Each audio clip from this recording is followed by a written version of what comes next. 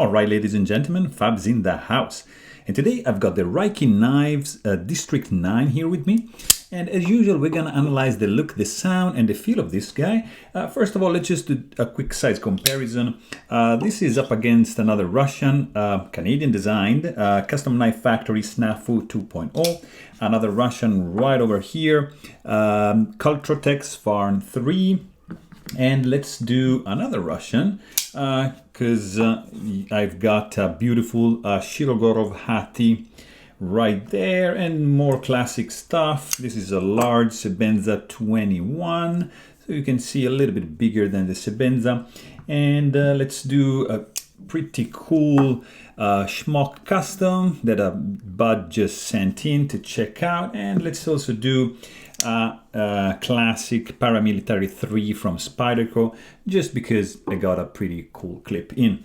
Alright guys, so let's check out the look of this guy, because this is pretty beautiful. I mean, this is an 8.9 inches long blade, and so it's not a small guy. It's an original design by Rike Knives, and it's made in China. But this doesn't mean that it's it's not made out of good materials, or like that it's not there's no quality in it, because this guy, it's fantastic, I have to say.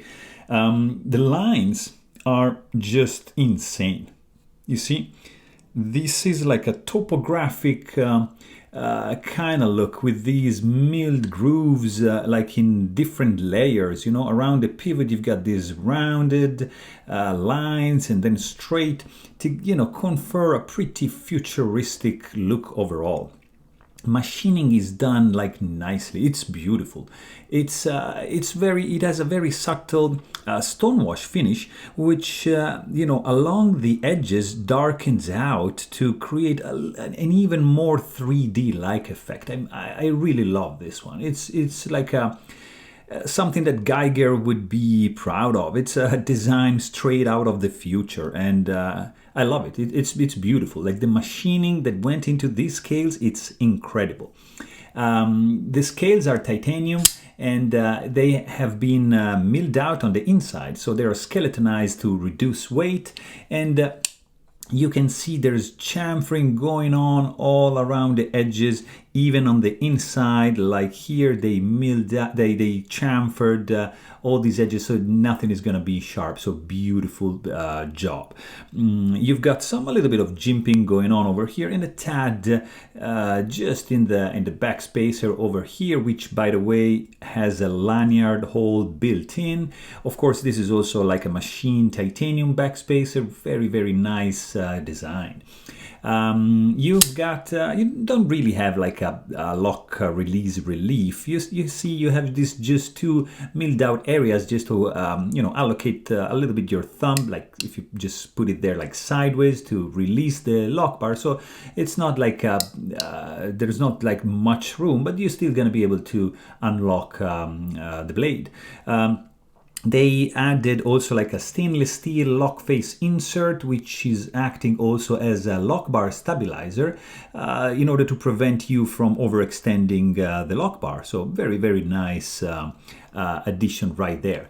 The lock bar relief is external right over here, so it's just gonna subtract a little bit from the design, because you see the lines are all continuing from this side of the scale to the lock bar. You see these are looking like air vents, something like that. So all the lines are just continuing, except for this guy, which is needed, of course, to bend the lock bar. So it's gonna subtract a little bit from the design. This guy has a pretty cool ceramic detent ball right over there, which is gonna reduce friction between the blade, and we're gonna see later that the action of this guy is just phenomenal. Also, like the screw size are like a classic T10, which you're gonna just need one in order to disassemble all these screws.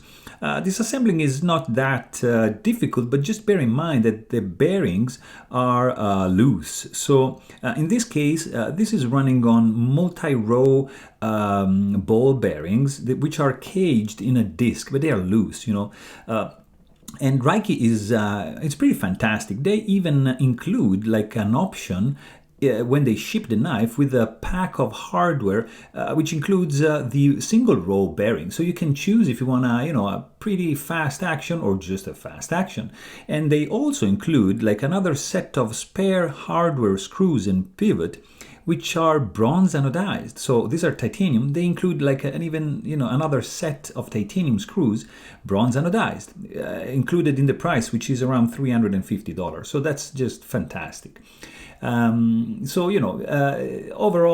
fit and finish, it's spot on. It's very nice. The materials employed are beautiful. The screws are protruding just a little bit. They're flush, but not like 100%, so but nothing too crazy. It's not, you're not gonna basically feel these guys. Something that I would have done a little bit different, it's the pocket clip, because I think it's a little bit too short. So it's quite strong, like to lift it up, and you see the angle of incidence over here of the clip ramp. It's a little bit too steep. It's a little bit obtuse. So I would have preferred something like, for example, like the Shiro has. Right over here, you see, it's a little bit more acute and it's sliding in like crazy. It's beautiful, and it's gonna stay in the pocket as well because the clip has a good retention. So this is gonna be a tiny bit harder to do, but still not a big deal. Also, you can appreciate this pocket clip, like how they milled out, a little bit of jimping. There's like 3 layers over here, your District 9 logo, this gear over here, which is the same as this one. I mean, guys, they did a pretty cool job with this pocket clip right over here. It's a tip up only, as you can see. It's not reversible. You cannot mount it on the other side, so it's just gonna be like on this side. And this knife, it's not ambidextrous, of course. Let's check out the blade. All right, this is a pretty cool blade. It's a 3.75 inches long blade made out of S90V, so pretty premium steel up there, right there. Sorry, and the finish is like it's kind of like a vapor blast. Like, for example, a custom knife factory is doing something very, very similar with the Snafu. You see, a little bit different in the reflection, but it's a pretty similar finish, which I truly love. It's very, very classy. Even if, this is a beast of a knife, it still has some class going on. So this is a pretty nice blade, and the stock thickness is relatively thick, but the tip is strong and gets to a fine point, even I think retaining some sturdiness right over there. And then you have a nice belly right up down to here, and then it's flat up to the sharpening choil, which reveals this blade. It's not the thinnest behind the edge, but it's pretty good at slicing stuff. You also have this nice plunge grind over here, which is, it has maybe like a 60 degrees angle, and it's rounded off. You see, it's like arched. For example, this one resembles the one in the Hattie right over here. But the Hattie, it's like more defined. You see, it's like a triangular shape, let's say. It's very defined, this line. Whereas in this case, it's more like subtle and rounded off. So I like this one. Also, you have, a nice swedge going on right here, which, it reveals like a nice and small flat area. And of course, this is going to be just a flat grind. It's not hollow. But overall, very, very good slicer for sure. You've got a little bit of jimping going on up here. Not too crazy. It's a little bit functional. I would have preferred maybe a little bit more, but it's good. It's nicely done. You have also a little bit of billboarding over here, which I don't mind. But on the other side, you have probably a little bit too much going on. You have District 9, ICE 2019, and the steel employed. So I'm not a fan of billboarding. I prefer sterile look blades, but whatever, not a biggie. Let's check out some sound, because this guy, it's like loud. See? It's a beautiful sound. It's a nice and sharp clack. It's pretty powerful. I mean, beautiful sound. And also, if you notice, I don't know if you can notice, but the ball bearings, when they are rubbing up against the inserted steel washers between, you know, sandwiching between the scale and the blade, they're gonna produce like a whirring sound like this.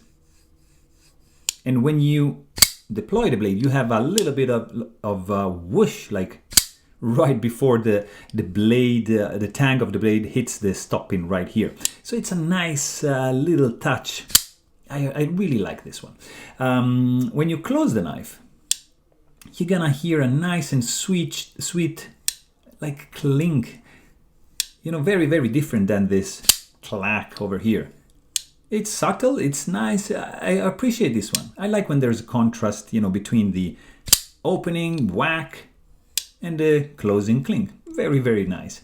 Let's check out some of the feel you're gonna get by handling this knife, because this is not a small knife, and the weight is 5.3 ounces, and you have no hot spots whatsoever in squeezing this blade, like zero. You have probably a little bit here, but no, it's perfect in my hand at least. There are no sharp edges. Jimping is a little bit, you know, I would have preferred a little bit more maybe over here, and maybe, you know, when you do your reverse grip, just something a little bit here just to get extra purchase, but it's all right. You know, you can still, you know, you can't really choke up like this because there's no finger choil, but nonetheless this is gonna feel like extremely solid. Also because, you know, this texture, these grooves are gonna be grippier than, you know, a smooth surface. So very, very nice. Fit and finish, you know, I was saying it's top notch, guys. This is incredible. There's nothing, like no parts rattling, you know, or moving, or, you know, no blade play. This is a solid beast. And you know, even, you know, if you don't have like you know, a thumb ramp, this is gonna, you know, feel solid in the hand. It feels like it's not gonna go anywhere. So I appreciate this a lot. And in the opening action, you know, when you deploy this blade, it's like freaking fast. Guys, this is insane. It feels like it's assisted or some like sort of like spring. I mean, it's fast. And the flipper tab has been designed pretty nicely. You know, there's like these 5 lines, 1, 2, 3, 4, 5 lines of jimping right over here, which gives you the right traction just to flip it like a boss, like that, if you do a light switch, or if you do a push button. You know, both cases you're not gonna be fire this one. It's just incredible. It's smooth. There's no finger sore. You know, by flipping it open, and you know, because it's running on multi-row bearings, it's really smooth. It's I think this is comparable to a knife like twice the price. Very incredible. The detent is perfectly dialed in. You even have some kickback, you know, when the blade just hits the stop pin, because, you know, of the weight of the blade and, you know, the nature of this beast. You feel that this is like doing this kind of movement over here. So very, very nice. Only thing is that the blade, the tip of the blade right over here, if you rub your finger like that, it's not gonna do anything. But if you put it like this, I don't know if you can see, you can touch it a little bit.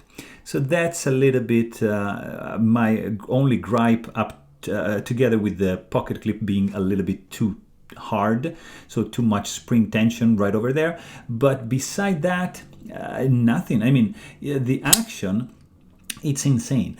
There's no lock stick, of course, because of the steel insert over here.